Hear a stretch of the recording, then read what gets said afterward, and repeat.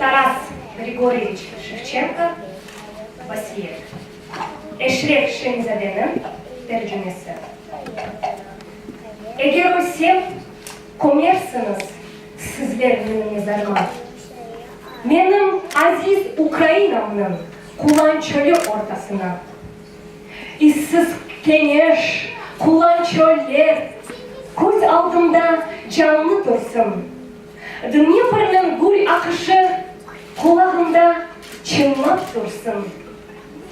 Жат қанını Украинадан өзен алып кеткен заман, терк етсе де чөлні қырны мен тұрарман мезарымдан. Шынды есе, шуна қадар мен Алланы танымайман. Дуа үшін қапысына ұзын тұрып сон барырман.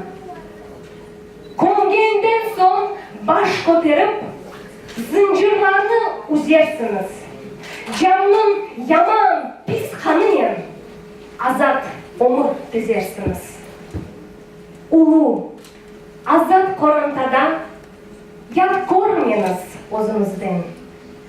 Ұмытмаңыз, хатырлаңыз, тынч ve жылы сөзіңізмен.